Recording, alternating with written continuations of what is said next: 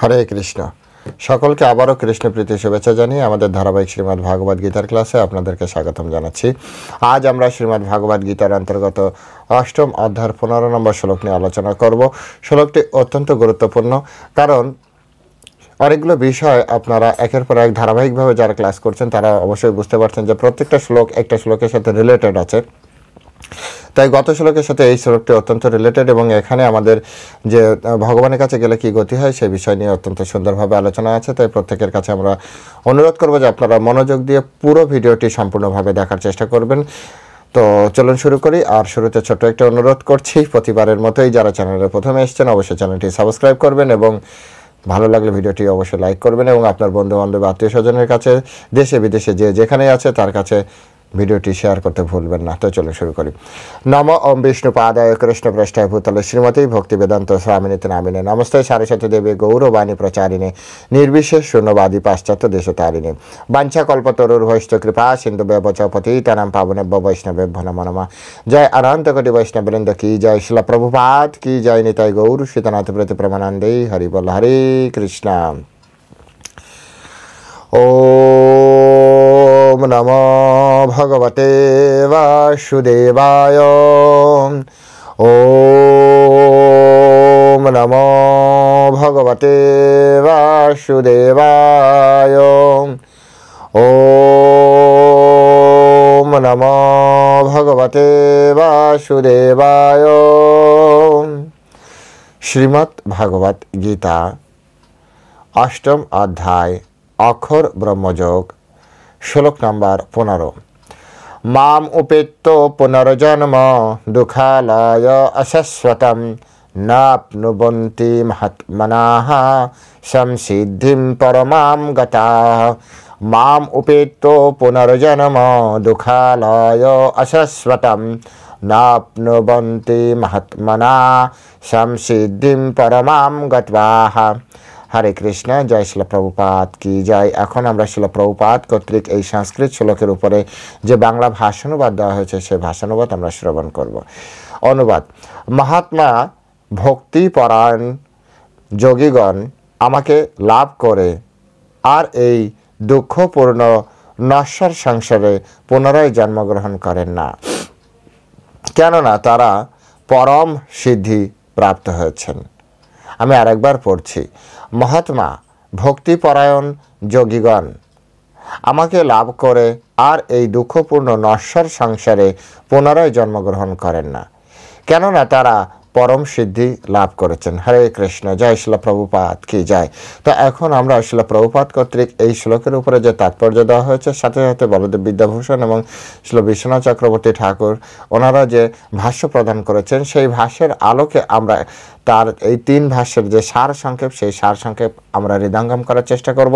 কিভাবে এই শ্লোক থেকে আমাদের জীবনকে আমরা আধ্যাত্মিকভাবে উন্নতি করতে পারি এবং আমাদের ভৌতিক জগতে কিভাবে আমরা সুন্দরভাবে বাঁচতে পারি সেই বিষয় নিয়ে আলোচনা করতে আমরা যাচ্ছি। আপনারা সকলে মনোযোগ দিয়ে শ্রবণ করবেন। এখানে খুব সুন্দরভাবে বলা হচ্ছে মাম উপেত্য পুনর্জন্ম দুঃখালয় অশাশ্বতম নাপ্নুবন্তি। অর্থাৎ এর আগের শ্লোকগুলির সাথে এই শ্লোকটি একেবারে খুবই কানেক্টেড। যেমন গীতার অষ্টম অধ্যায়ের 5 নম্বর শ্লোকে বলছে যে সেখানে কি বলছে, অন্তকালে চ মামেব স্মরণোন্মুক্ত কলেবরম য প্রয়াতি সমদ্ভাব ইয়াতি নাস্ত্যত্র সংসারে। অর্থাৎ ভগবানের নাম স্মরণ করলে সে ভগবানের ভাব প্রাপ্তি করতে পারবে। আচ্ছা, 5 নম্বরে তারপরে আপনার আমি একের পর এক আপনাদেরকে বলছি। 7 নম্বরে পরমেশ্বর ভগবান বলছেন যে ময়ী অর্পিত মনোবুদ্ধির মাময়ী অশ্বাস আশংসায়। অর্থাৎ তোমার মন এবং বুদ্ধিকে আমাকে অর্পণ করো, তাহলে তুমি আমাকেই পাবে। তারপরে পরবর্তী শ্লোকে বলছে পরমাম পুরুষম দিব্যম ইয়াতি পার্থ অনুচিন্তনম। হ্যাঁ, তো সেখানেও কি বলা হচ্ছে যে পরম পুরুষ দিব্য পুরুষকে তুমি অবশ্যই তাকে প্রাপ্ত করতে পারবে। তারপরে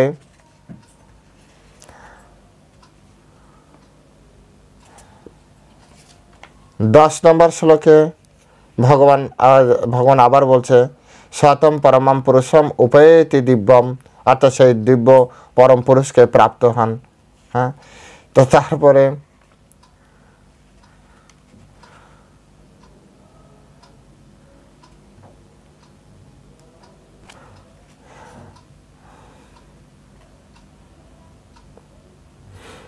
তেরো নম্বর শ্লোকে ভগবান বলছেন য প্রয়াতি ত্যাজ্যম দেহম স ইয়াতি পরমাম গতিন, অর্থাৎ সে পরম গতি লাভ করেন। তারপরে আমাদের এই শ্লোকের আগে লাস্ট শ্লোকে 14 নম্বর শ্লোকে সেখানে পরমেশ্বর ভগবান বলছেন যে তস্য অহম সুলভ পার্থ নিত্যযুক্ত যোগিনা, অর্থাৎ তার কাছে আমি সুলভ হই। আচ্ছা, 15 নম্বর শ্লোকে এসে বিশ্বনাথ চক্রবর্তী ঠাকুর প্রশ্ন তুলেছেন, এই যে এতবার করে আপনি বলছেন হ্যাঁ আমাকে প্রাপ্ত হবে, আমাকে প্রাপ্ত হবে, আমার ভাব প্রাপ্ত হবে, আমার ধাম প্রাপ্ত হবে, অর্থাৎ পরমেশ্বর ভগবানের, অ্যাকচুয়ালি প্রাপ্ত হয়ে কি হয়? ভগবানকে প্রাপ্ত হলে আমাদের কি হবে? এটা একটা প্রশ্ন বিশ্বনাথ চক্রবর্তী ঠাকুর তুলেছেন যে প্রাপ্ত হয়ে হবে কি, পরমাগতি লাভ করে আমাদের লাভ কি হবে, কেন, কি জন্য দরকার? সেই ধরনের প্রশ্ন যদি উঠে, কখন উঠেছে তো বিশ্বনাথ চক্রবর্তী ঠাকুর তুলেছেন, সেই প্রশ্নের যাতে না ওঠে সেজন্য পরমেশ্বর ভগবান যখন বলেছে তখন তার কেউ প্রশ্ন করেনি।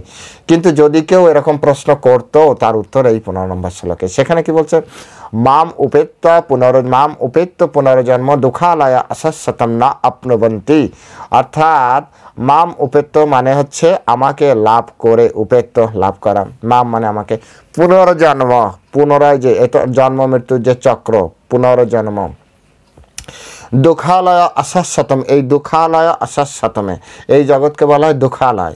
যেমন আমাদের বিদ্যালয় বলা হয়, আমাদের ঔষধালয় বলা হয়, তো এটা হচ্ছে দুঃখালয়। হ্যাঁ, বিদ্যালয়ে গেলে আপনি বিদ্যা পাবেন, ঔষধালয়ে গেলে ঔষধ পাবেন, ঠিক একইভাবে এই জগৎকে বলা হচ্ছে কি দুঃখালয়, অর্থাৎ এখানে আসলে আমরা দুঃখ প্রাপ্তি করতে পারবো। এখন আমরা অ্যাকচুয়ালি কি, আমরা হচ্ছে ভগবান বলছেন মামৈবংশ জীবলোকে জীবভূতা সনাতনম, আমরা হচ্ছে ভগবানের অংশ, ভগবানের নিজের অংশ। ভগবান যেমন নিত্য শাশ্বত, আমরাও এরকম জীব নিত্য শাশ্বত। ভগবানের যেমন জন্ম মৃত্যু নেই, আমাদেরও জন্ম মৃত্যু নেই। ভগবান বলেন এই জীব সম্পর্কে তিনি কি বললেন, ন জয়তে না মৃয়তে নায়াম ভবিতব্য ভুয়ো কদাচন, অর্থাৎ জীবের কখনো কি নেই, জন্ম নেই, মৃত্যু নেই, আবার বারবার জন্মগ্রহণ করে বাড়েও না, কমেও না। অর্থাৎ জীবও সেরকম, কারণ ভগবানের শক্তি থেকে প্রকাশিত হচ্ছে, তো সেই জন্য আমাদের শুধু দেহ পরিবর্তন হয়। আজকে আমাকে এই দেহ দেখছেন, এক সময় মৃত্যু নামক পদ্ধতির মাধ্যমে এই দেহ চেঞ্জ হবে, নতুন আরেকটি দেহ আসবে, আত্মার, এছাড়া আর কিছু না। তো ভগবান এখানে সেই জিনিসটা বললেন যে পুনর্জন্ম দুঃখালয় অশাশ্বতম, এই দুঃখের যে আলয়, এই জগতে তো কষ্ট, পদম পদম বিপদম, প্রতি পদে পদে বিপদ। আমাদের কতটা বিপদের ভিতরে আমরা থাকি, যদি দেখুন যে আমরা ঘর থেকে বের হচ্ছি, কিন্তু আদৌ আমরা ঘরে ফিরবো কিনা তার কিন্তু ওয়ারেন্টি নেই। আমরা কিন্তু সন্দেহ নিয়েই বেরোচ্ছি, তাই না? আমরা জানি না আমরা যে সন্তানকে লালন পালন করি সেই সন্তান আদৌ আমাদের দেখবে কিনা, এটা কিন্তু আমাদের জানা নেই। আমরা কত আশা করে ছেলে মেয়ে বিয়ে দিয়ে আমরা জামাই নিয়ে আসছি, বৌমা নিয়ে আসছি, আদৌ সে জামাই বৌমা আমাদের দেখবে কিনা তার কোনো ঠিক নেই। আমরা ছেলে মেয়েদেরকে পড়াশোনা করছি, আদৌ চাকরি হবে কিংবা বিজনেস করবে, বাড়ি করবে, গাড়ি করবে, তার কোনো ঠিক নেই। এই জগতে এরকম সবসময় রিস্কের উপরে চলছে, সাসপেন্সের উপরে চলছে। আমরা শুধু ভবিষ্যতে এরকম আশা করে মানুষ খাটছে কিসের জন্য, জীবনে ভবিষ্যতে ভালো থাকবে, আদৌ ভালো থাকবে কি থাকবে না তার কোনো গ্যারান্টি নেই। আর যতদিনে তার ভালো কিছু হবে ততদিন সে বাঁচবে কিনা তারও কোনো গ্যারান্টি নেই।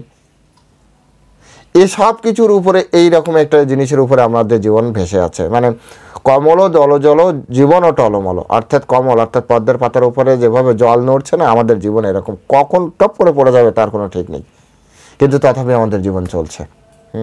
কিন্তু এইরকম একটা সিচুয়েশনে আমরা চলেও ধর্মের ক্ষেত্রে আমরা হাজার লজিক চাই। যাই হোক, এক একজনের মনোবৃত্তি এক এক রকমভাবেই চলে।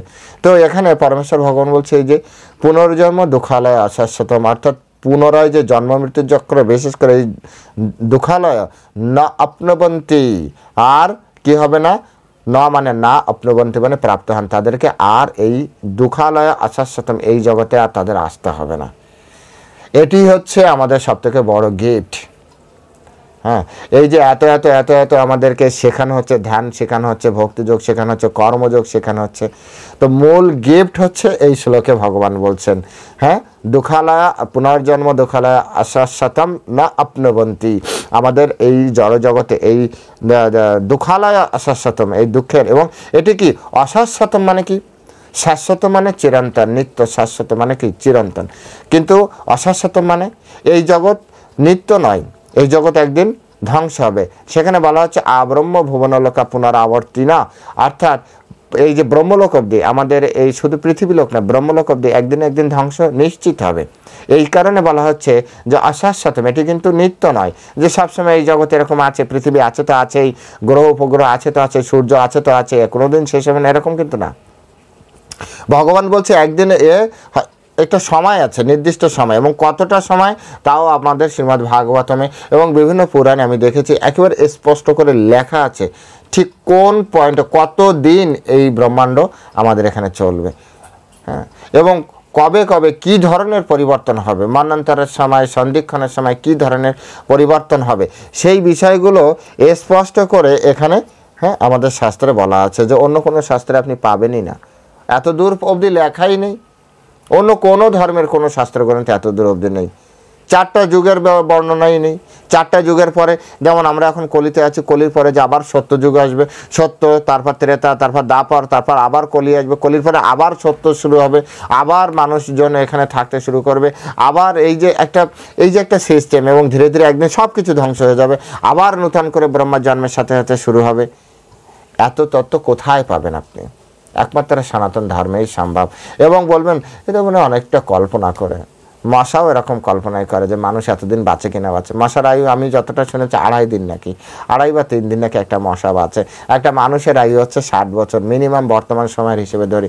মশা আদৌ জানে না আমাদের মৃত্যু হয় কি না হয়, ওরা শুধু জানে যে এরা তো রয়েছে দীর্ঘদিন ধরে দেখছি, কয়েক জন্ম কয়েক পুরুষ কেটে যাবে একটা মশা, আস্তে আস্তে। বলবো না, এনাকে তো আমি দেখে গিয়েছিলাম, যদি ওদের জাতিস্বর হয়ে জন্মগ্রহণ করে, একটা মশা যদি বারবার মশা হয়ে জন্মগ্রহণ করে আর তা যদি পূর্ব জীবনের স্মৃতি থাকে, তাহলে তো এসে দেখবে যে এই আমার জীবনে কতবার ওরা আসবে আর যাবে। বলবো না না, মানুষ অমর, মানুষ মরে না।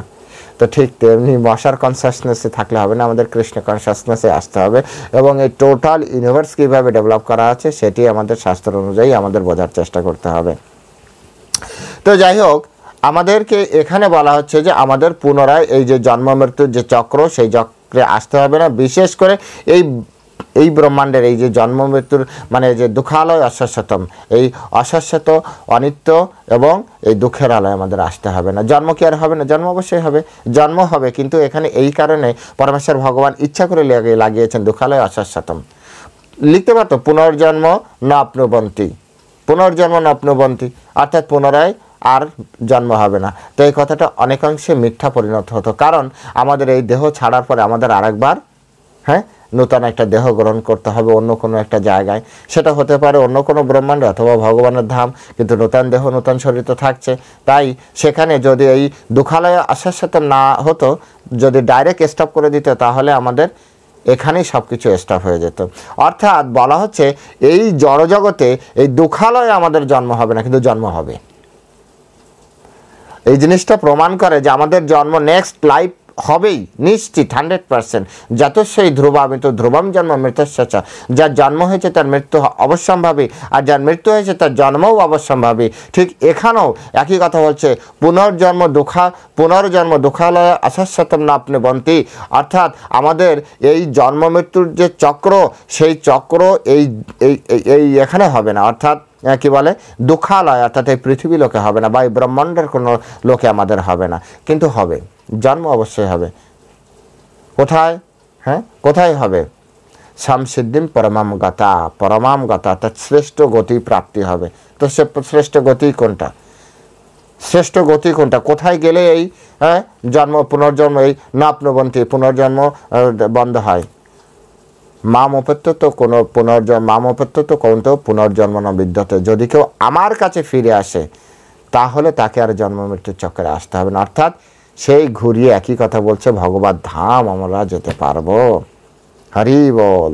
অর্থাৎ পরমেশ্বর ভগবান আমাদেরকে বিভিন্ন যোগপন্থা বলেন, বিভিন্ন কর্মপন্থা বলেন, কর্মযোগ, ধ্যানযোগ, জ্ঞানযোগ, ভক্তিযোগ, যাই আপনি বলেন না কেন, সব কিছুর মূল উদ্দেশ্য হচ্ছে ভগবান আমাদেরকে এটি শেখাতে চাইছেন, অ্যাট এনি কস্ট তোমাকে আমার কাছে ফিরে আসতে হবে, কারণ তুমি আমার সন্তান, তুমি আমার সৃষ্ট, তুমি আমার দাস, সুতরাং তোমাকে আমার কাছেই আসতে হবে।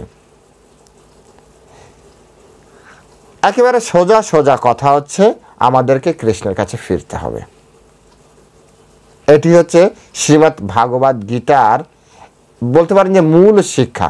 এরপরও আরও হাজারো অনেকও শিক্ষা রয়েছে, কিন্তু মূল শিক্ষা আমাদেরকে কৃষ্ণের কাছে ফিরতে হবে।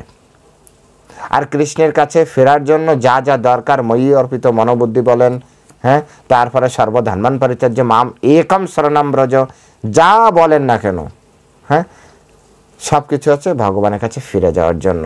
অর্থাৎ পুনর্জন্ম দুঃখালয় আশ্বাসতম না প্নবন্তি, এই জন্ম মৃত্যুর চক্রে তোমাকে আর আসতে হবে না।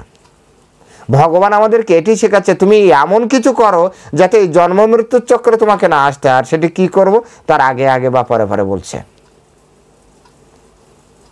আজকের এই শ্লোক যদি শুধু আপনি বুঝতে পারেন, শুধুমাত্র আজকের এই শ্লোকটা বুঝতে পারেন, আপনার জীবন পরিবর্তন হয়ে যাবে।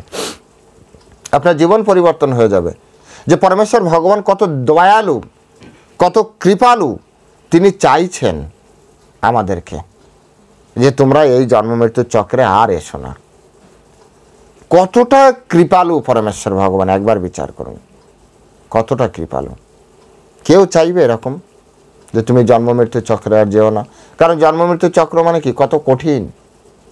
এখানে শীতের কষ্ট, এখানে গরমের কষ্ট, এখানে শারীরিক দুর্ভোগ, বিভিন্ন ধরনের ক্ষুধার কষ্ট, মানসিক কষ্ট, বন্ধু বান্ধবের মাধ্যমে কষ্ট পায়, আত্মীয় স্বজন কষ্ট দেয়, প্রিয়জন কষ্ট দেয়, যাকে আমি সব থেকে এই জড়জগতে সব থেকে বেশি ভালোবাসি, দেখবেন সেও আমাকে কষ্ট দিচ্ছে।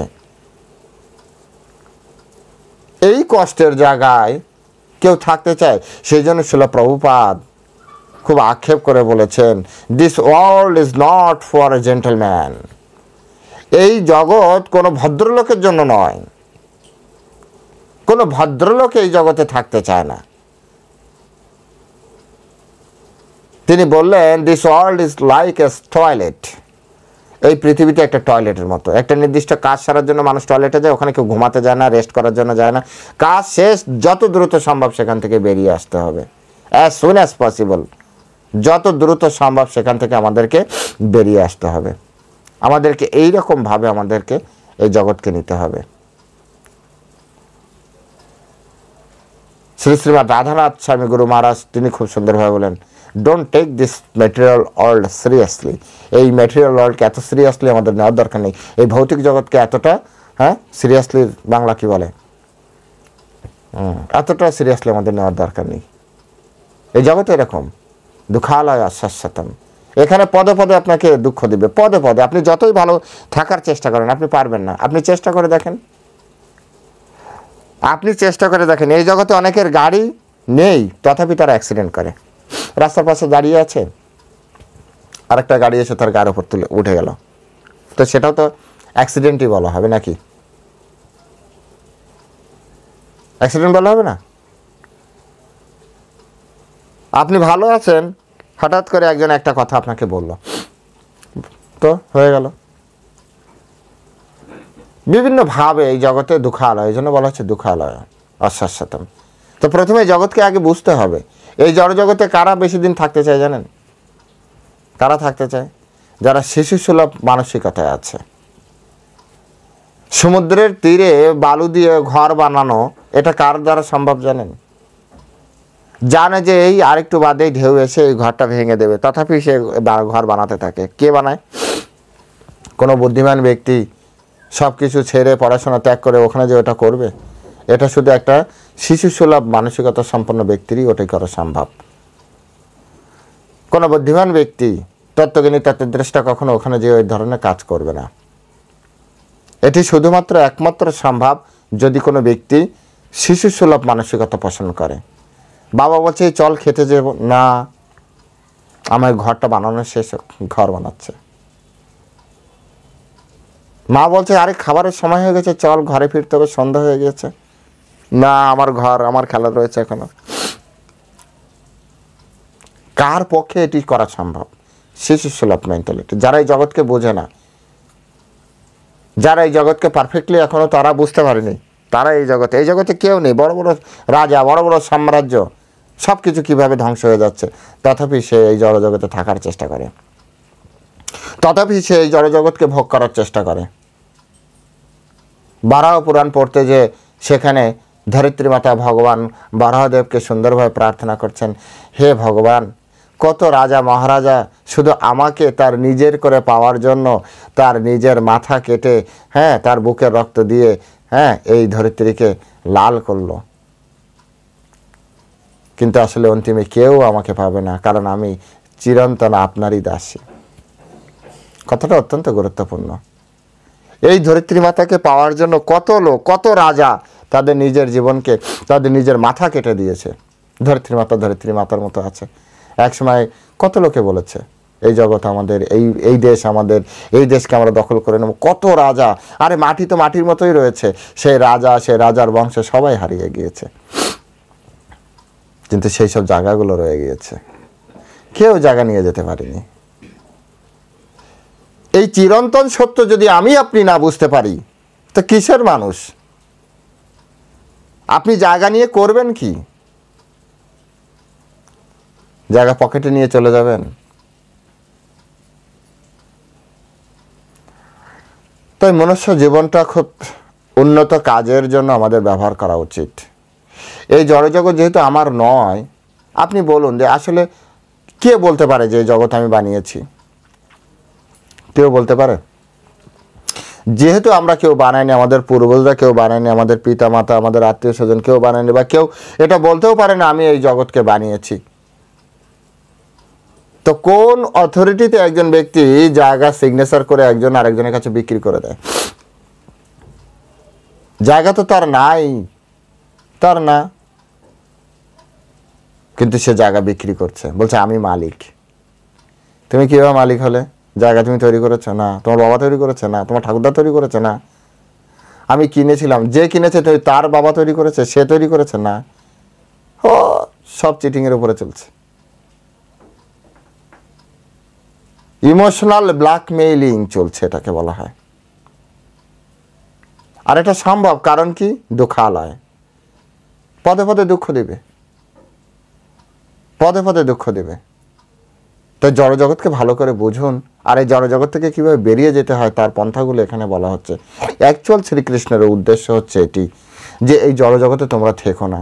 যেভাবে বাইরে বৃষ্টি হলে পিতামাতা তার সন্তানকে সহজে বৃষ্টিতে যেতে দেয় না। কেন যেতে দেয় না জানেন? অবশ্য সবাই আপনারা জানেন, বৃষ্টিতে বেশি ভিজলে সন্তানের কষ্ট হবে, শরীর খারাপ করবে। সামনে পরীক্ষা, সন্তান খেলাধুলা করতে চাইছে, সন্তানকে খেলাধুলা করতে দেয় না। পিতামাতা কঠিন নয় যে তাকে সে খেলাধুলা করতে দিবে না। পিতামাতা জানে সন্তানের আনন্দ পাওয়া উচিত, কিন্তু এখন যদি আনন্দ করে তার ভবিষ্যৎ নষ্ট হয়ে যাবে, সেই কারণে তাকে তখন খেলতে দেয় না। কিন্তু খেলাধুলার বিপক্ষে পিতামাতা নয়, আনন্দ গ্রহণের বিপক্ষে পিতামাতা নয়। ঠিক একইভাবে পরমেশ্বর ভগবান, তিনিও আমাদের বিপক্ষে নন, কিন্তু তিনি চান না কোনো কারণে আমাদের জীবন নষ্ট হয়ে যাক, আমাদের এই মনুষ্য জীবনটা একেবারে নষ্ট হয়ে যাক। তিনি এটিও চান না। তাই আমাদেরকে তিনি চাইছেন না যে এই জড়জগতে আমরা থাকি। এই জড়জগতে আমরা থাকি দীর্ঘদিন ধরে, আমরা বারবার জন্ম মৃত্যু চক্রে আবদ্ধ হই আর এই জড়জগতে ভ্রমণ করি, এটিও তিনি চাইছেন না। তাই তিনি ছলে বলে কলে কৌশলে বিভিন্ন যোগের মাধ্যমে, যার যে যোগ ভালো লাগে, যদি কেউ কর্মযোগ ভালো লাগে করুন কর্মযোগ, যাদের কারো হঠযোগ ধ্যানযোগ ভালো লাগে করুন, যদি কারো ভক্তিযোগ এগুলি ভালো লাগে করুন, কিন্তু উদ্দেশ্য হচ্ছে ভগবত ধাম ফিরে যাওয়া। আর তার জন্য যতটা প্রসেস আছে, প্রসেসগুলি পুঙ্খানুপুঙ্খভাবে আমাদের ফলো করতে হবে। এমন না যে আজ আমার এটি ভালো লেগেছে তো এখান থেকে আমি এইটুক নিলাম, ওখান থেকে আমি এইটুক নিলাম, তাহলে কি হবে জানেন? কি যে হবে তা আমিও জানি না, আপনিও জানেন না। একবার একটা ফান ভিডিও দেখছিলাম, এক মাতাজি রান্না করছে বই দেখে দেখে, তো উপরে ফ্যান চলছে, গরম চাল, তো উনি প্রথমে পায়েস রান্না করবে না কি রান্না করবে, প্রথমে চাল দিলেন, দুধ দিলেন, এরকম দিয়ে রান্না করছে। কি একটু আনতে গিয়েছে, পৃষ্ঠা উল্টে গিয়েছে, দেখে কি যে লঙ্কা দিতে হবে, লঙ্কা দিলেন। তারপরে আবার সে আরেকটা জিনিস আনতে যে আবার পৃষ্ঠা উল্টে গিয়েছে, দেখে আরেকটা জিনিস দিতে হবে। লাস্টে যে কি তৈরি হয়ে গিয়েছে নিজেও জানে না। আমাদের জীবন এরকম না হয়। আমাদের মনুষ্য জীবনের একটা উদ্দেশ্য থাকতে হবে। সেজন্য ভগবান এক একটা পন্থা শেখাচ্ছেন। যদি আপনি মনে করেন কর্মের মাধ্যমে আপনি ভগবানকে প্রাপ্তি করবেন, তো কর্ম কি প্রকারে করতে হয়, কিভাবে করতে হয়, শ্রীমদ্ ভাগবত গীতা মনুস্মৃতি এখানে সুন্দরভাবে কর্মপন্থা দেওয়া আছে। এই দুটোকে এক জায়গায় করে শ্রীমদ্ ভাগবতম সুন্দরভাবে এক জায়গায় করে একটা সিরিয়াল ওখানে পাবেন। ওখানে আপনি সিরিয়াল পাবেন। এই দুটি বা তিনটিকে যদি আপনি ম্যাচ করেন না, সেখানে আপনি বা শ্রীমদ্ ভাগবতমকে তো অ্যাড করে দিলে আপনি উদাহরণই পেয়ে যাবেন। আর এই দুটি হচ্ছে প্রিন্সিপাল বুক হিসেবে আপনি গ্রহণ করতে পারেন। কর্মের মাধ্যমে আপনি ভগবানকে পেয়ে যাবেন। আপনি ধ্যান যোগ করবেন, হ্যাঁ, তো গীতা, মনুস্মৃতি আর পতঞ্জল শাস্ত্র তিনটাকে এক জায়গায় নিয়ে আসেন, প্যারালাল নিয়ে আসেন, ব্যাস শুরু করে দিন। ধ্যানের মাধ্যমে আপনি ভগবানকে পেয়ে যাবেন। যদি আপনি জ্ঞানযোগের মাধ্যমে ভগবানকে পেতে চান, তাহলে পরমেশ্বর ভগবান ভগবদ্গীতা এবং জ্ঞানের যে বিষয়গুলো, হ্যাঁ, আপনার জ্ঞানের মাধ্যমে সেগুলো আপনি এক জায়গায় নেন। কি নির্দেশ দিয়েছে একজন জ্ঞানীর জন্য, জ্ঞানীর কেমন হওয়া উচিত, সেই সব বিষয়গুলো আপনি জানতে পারবেন, বুঝতে পারবেন। তখন আপনি সেটির মাধ্যমে ভগবানকে পাবেন। কিন্তু আপনাকে ভগবানকে পেতে হবে, ভগবানকে পেতে হবে, এটার কোনো বিকল্প নেই। ভগবানের কাছে যেতে হবে, তা নাহলে ভগবান এত কথা কেন বলবে? আর যদি আপনি যেতে পারেন বা যাওয়ার জন্য তৈরি হন, আপনি হবেন মহাত্মা। পরমেশ্বর ভগবান বলছেন মহাত্মানা, মহাত্মা, মহাত্মা, আত্মা মহাত্মা। এই জড়জগতে কেন থাকতে চাইছেন? এই জড়জগতে আপনি চাইলেই কি থাকতে পারবেন? আপনি জড়জগতে সাধারণভাবে কেন জীবনযাপন করছেন? আপনি মহাত্মার মতো জীবনযাপন করুন। কিন্তু মহাত্মা তৈরি হতে হবে। কখনো শুনেছেন অমুক লিডার জন্মগ্রহণ করেছে, অমুক ডাক্তার জন্মগ্রহণ করেছে, ইঞ্জিনিয়ার জন্মগ্রহণ করেছে? হয় না। কিন্তু আপনি সকলে শুনেছি অমুক ইঞ্জিনিয়ার মারা গিয়েছে, অমুক ডাক্তার মারা গিয়েছে, অমুক লিডার মারা গিয়েছে, অমুক স্বেচ্ছাসেবক মারা গিয়েছে। কিন্তু স্বেচ্ছাসেবক জন্মগ্রহণ করে না।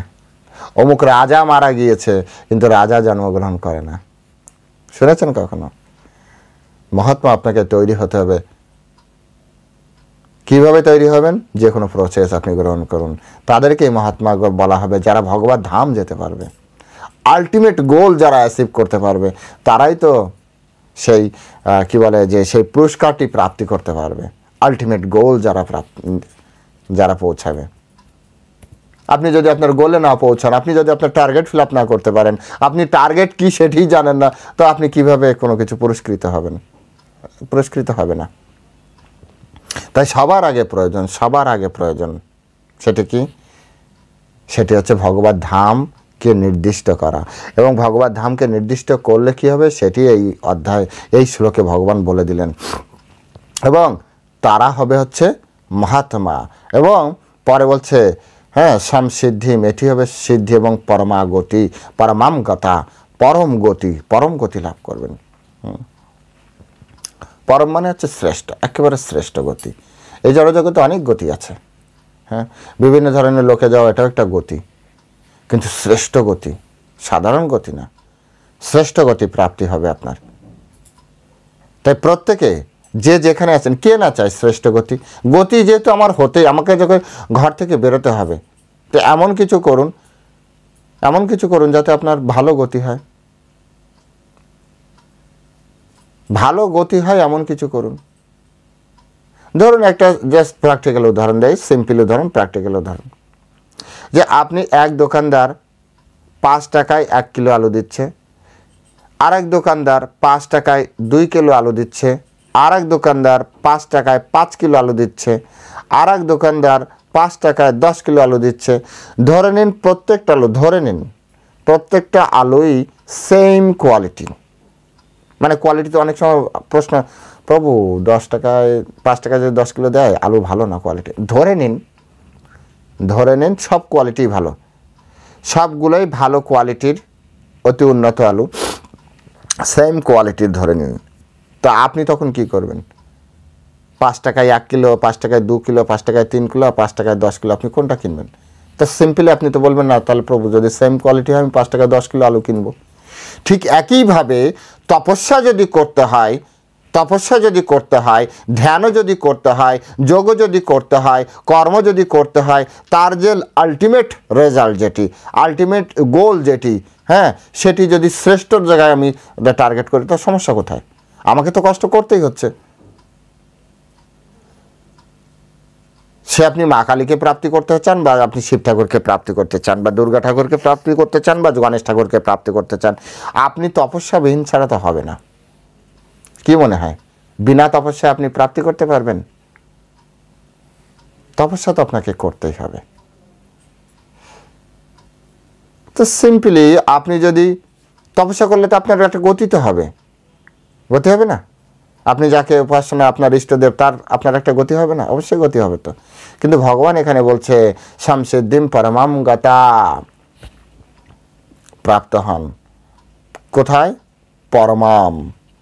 পরম গতি প্রাপ্তি হয় তাদের, পরম গতি প্রাপ্তি। এবার আপনি বিচার করে দেখুন যে আপনি আসলে কি ধরনের গতি চাইছেন। পরম গতি চাইছেন নাকি না ঠিক আছে হলেই হলো? এতটা কমা কিন্তু আপনি নন যে হলেই হলো আপনি বলতে পারেন, কারণ আপনি সৃষ্টির সেরা জীব। আপনার মেধা এমনভাবে ভগবান তৈরি করেছে যে এই ব্রহ্মাণ্ডের ভিতরে সবথেকে শ্রেষ্ঠ ডিসিশন আপনি শুধু নিতে পারেন। এই ব্রহ্মাণ্ডের, আপনার পরিবার, এই সমাজ সংসারের সবথেকে শ্রেষ্ঠ ডিসিশন আপনি নিতে পারেন। 84 লক্ষ প্রজাতির জীব আছে, তার ভিতরে শ্রেষ্ঠ জীব আপনাকে বানানো হয়েছে। যেমন তেমন ডিসিশন নেওয়ার জন্য নয়, যেমন তেমন কথা বলার জন্য নয়, যেমন তেমন শাস্ত্র, যেমন তেমন বই পড়ার জন্য নয়, যেমন তেমন খাবার খাওয়ার জন্য নয়। পৃথিবীর সবথেকে শ্রেষ্ঠ খাবার আপনি খাবেন, পৃথিবীর সবথেকে শ্রেষ্ঠ দর্শন আপনি আলোচনা করবেন, পৃথিবীর সবথেকে শ্রেষ্ঠ দর্শনীয় বিষয় আপনি দর্শন করবেন, পৃথিবীর ভিতরে সবথেকে শ্রেষ্ঠ ভ্রমণের জায়গায় আপনি ভ্রমণ করবেন। পৃথিবীর ভিতরে সবথেকে শ্রেষ্ঠ ভ্রমণের জায়গা কোনটা? Digha, Darjeeling, Singapore, Australia, America, Canada, এইসব জায়গা না। ধাম। যারা সনাতনী তারা জানে ধাম তীর্থের উপরে ভ্রমণের কোনো জায়গা নেই। তাই তো মানুষ আসে মায়াপুরে, তাই তো মানুষ ছুটি পেলে বৃন্দাবনে যায়, হরিদ্বার, ঋষিকেশ, দ্বারকা।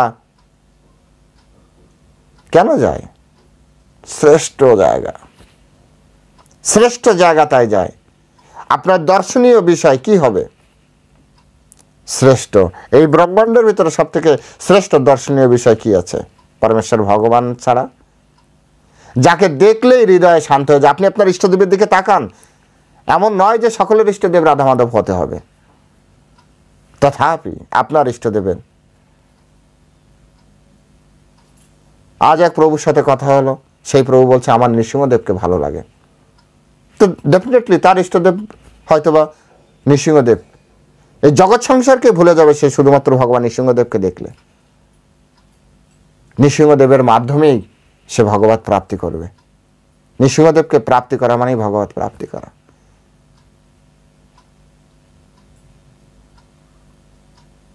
ভগবান বিষ্ণু স্বয়ং তিনি নৃসিংহদেব রূপে এসেছিলেন ভক্ত শ্রেষ্ঠ প্রহ্লাদ মহারাজকে রক্ষা করার জন্য। কারো হতে পারে ভগবান রামচন্দ্রের রূপ লীলা তার ভালো লাগে। ইষ্টদেব যার যেমন ইষ্টদেব, যে ব্যক্তি তার ইষ্টদেবের দিকে একবার তাকান। এই জগতে আপনি কতটা সুন্দর, আপনি কতটা সুন্দরভাবে জড়জগতে আপনি আছেন। তা সব থেকে দর্শনীয় বিষয় হবে ভগবত দর্শন। সব থেকে শ্রেষ্ঠ খাবার হবে ভগবানের প্রসাদ, সব থেকে শ্রেষ্ঠ খাবার। এভাবে আমাদের বিচার করতে হবে। সেজন্য বলছে সংসিদ্ধিম পরমাম গতা, পরম গতিকে আপনি বিভিন্ন লোকে যেতে পারেন। যে আপনার ইষ্টদেব যে লোকে থাকে আপনার গতি সেখানে হবে। যদি কেউ শিবের উপাসক হয় তাহলে কৈলাসে শিবজি মহারাজ থাকে, কৈলাসে গতি হবে। যদি কেউ গণপতির আপনার উপাসনা করে, গণপতি কোথায় থাকে?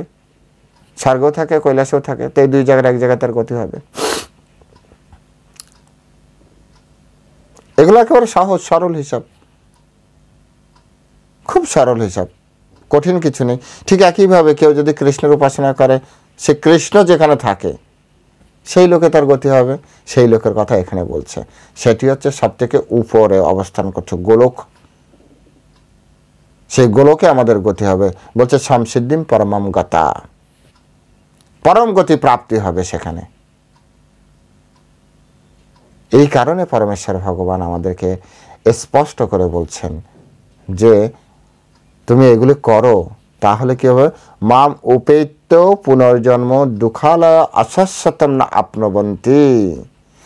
তাহলে তোমাকে আর এই জন্ম মৃত্যুর যে চক্র, এবং সেটি কোথায়? এই দুঃখালয় মর্তলোকে, সেখানে আর তোমাকে যেতে হবে না এত কষ্ট করে। কোথায় যেতে পারবো? সমসিদ্ধিম পরমম গতা, তুমি আমার কাছে ফিরে আসতে হবে। শ্রেষ্ঠ গতি হবে তোমার, শ্রেষ্ঠ গতি হবে, শ্রেষ্ঠ গতি হবে। তাহলে তখন আমাকে কি বলবে? মহাত্মানাহা, মহাত্মা বলবে তোমাকে। এই জগতে যত যত সাধু মহাত্মা আছে, দেখেছেন মহাত্মা বেরিয়ে গেছে, সাধুদেরকেই মহাত্মা বলা হয়, সাধুদেরকে মহাত্মা বলা হয়। সেজন্য এই শ্লোকটি ভালো করে হৃদয়ঙ্গম করার চেষ্টা করুন, বোঝার চেষ্টা করুন। এই শ্লোকের ভিতরে আমাদের পরমেশ্বর ভগবান পুরস্কৃত করছেন যে পরমেশ্বর ভগবান শ্রীকৃষ্ণকে আমরা ডাকলে বা আমরা পেলে আমাদের কেমন হবে। তা আজ এ পর্যন্তই। পরবর্তী শ্লোকে আপনাদের সাথে আবারও কথা হবে। ততক্ষণ পর্যন্ত আপনারা সকলে ভালো থাকবেন। যারা এখনও চ্যানেলটি সাবস্ক্রাইব করতে ভুলে গিয়েছেন, এখনই চ্যানেলটি সাবস্ক্রাইব করে নিন। যারা এখনও শেয়ার করেননি প্রথমে, তারা কমসে কম এখন তাড়াতাড়ি শেয়ার করে নিন, কারণ একবার চলে গেলে আপনারও মনে থাকবে না। তাই শেয়ার করুন। যারা লাইক করেনি, লাইকটাও করে নিন। সকলে ভালো থাকবেন। হরে কৃষ্ণ। জয় শিল প্রভুপাদ কি জয়।